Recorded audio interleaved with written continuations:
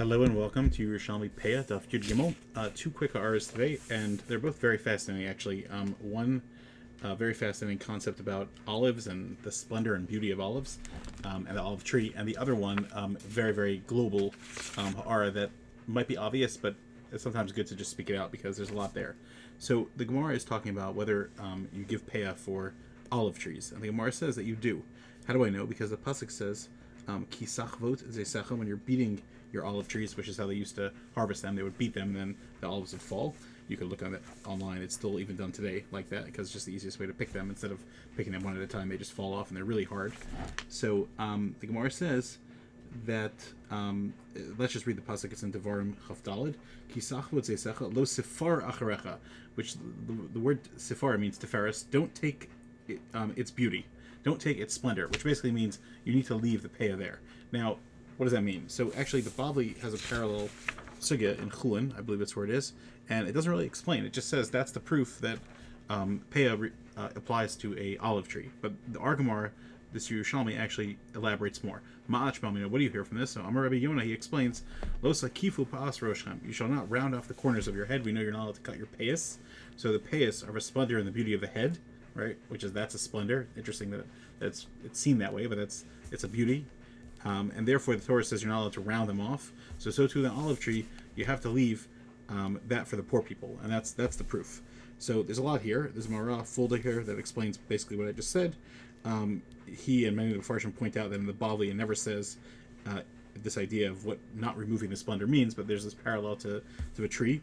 And there's a very famous Gra here, which is a very fascinating thing, that Lo Sifar means, it's actually Roshi Tevos, Sifar, Taf Pei, Aleph Resh stands for Tzakifu Pas Rashechem. It spells out the word Tifar. So Torah, when it says Lo Sifar, in regards to olives, obviously there's no hair on the tree, so it means that olive tree, you're not allowed to pull off the payas, and you should leave that for the for the poor people. Now, I mentioned this earlier that there's many mitzvahs that have parallel ideas. So one of them that we mentioned a lot of times is like the Sefer Chinuch says that Bikurim is your first fruits, and you take your first fruit, which is your most connected to it and it's hardest to move away from it, and you give that to Hashem. Amazing. And a Bechar is the idea that it's the first person in the family, and that's a hard thing to give to Hashem, or the Bechar of an animal. All these things are the firsts. So one of the themes about Peah that the Chinuch says multiple times, I mentioned this many times, is that Hashem is trying to teach us to be kind and generous people. And so what I believe this theme is tying in is that just like our payas, like the Rambam says the reason that we keep payas is because the priests used to dress that way. But here the Gemara is saying that we need to keep our beauty in our face. We need to make sure that we look nice. So here it's the exact opposite. Lo Sifar, you're not allowed to take the splendor of a tree. You might think that you're going to take the most beautiful part and keep it for yourself. Hashem says, take that part that's so beautiful and so amazing and give it to the poor people. So it's teaching us, again, to be kind and generous people, which is the biggest theme of tzedakah. There's a famous Rambam in Peah Shemashayis to Avos that says that if you have a choice to give $100 or 100, currency to one person, or $1 or one currency to 100 poor people, what should you choose? And now, if you were to ask me, I would say give 100 to someone. That makes a huge difference. It's amazing. You see all the time these people that make these videos where they give out $100 or $1,000. The Rambam says that the whole idea of the Torah is l'tzarif es abrios, Lakov es Yitzro, it's to control yourself and make yourself a generous person.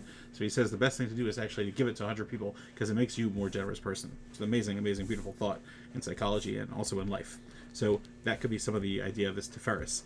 Obviously, the simple shot, by the way, of Lo Sifar is don't take off the beauty of a tree, meaning do the mitzvah, and that is the beauty of a tree. The beauty of a tree is the mitzvah that you do with it. Maybe you'll say that's a Hasidish part, but that's just something to think about. Okay, now what I wanted to point out globally is something that, again, you might say is pashut, but that is that we're very familiar with the where Shmuel has Shlosheh Middos Torah Nidreshes B'hem, which is in the introduction to Sifra of Torah Kohanim, and one of those ones that is brought out is actually brought out in our Gemara here, which is basically Kol Davar Shu B'chlal V'yatza Lido Medavar Chadash.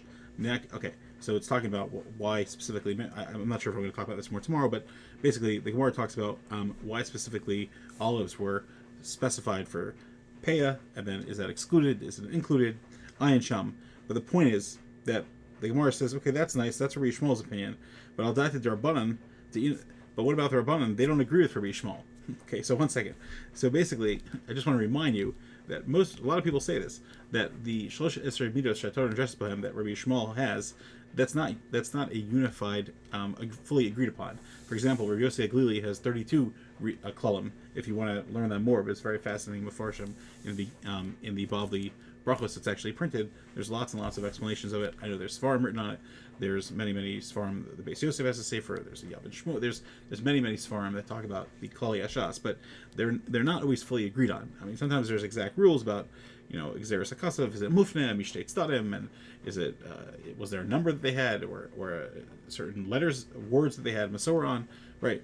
We'll try to talk about that as it comes up, and it's well known. But the Gemara says here explicitly that the Rabbanan don't agree with that Yesod, and they have a different way of looking at it. So Harehu B'chlalo, they say it is included and it's not excluded, like Rabbi Shmuel's rule number 11. So it's just fascinating to keep that in mind, that as we say it, it's funny, we say the Ezo Makom Shel Zvachim, which is brought down in the Mefarshim, that the reason we say that every morning is because it's the only Mishnah, Parak and Mishnah, that doesn't have machlokas in it. But then we say the Yud Gimel, Middos, Torah, and Dreshbam, which are pretty universal, but Lamaisa, the Rabbanan actually don't agree with all those shitas. So then the question becomes, so then what do they agree with? What do they not agree with? Okay, so a person has to be alarmed and learn. But the point is that they are not 100% agreed upon, and there's different rules and different applications. Have a great day.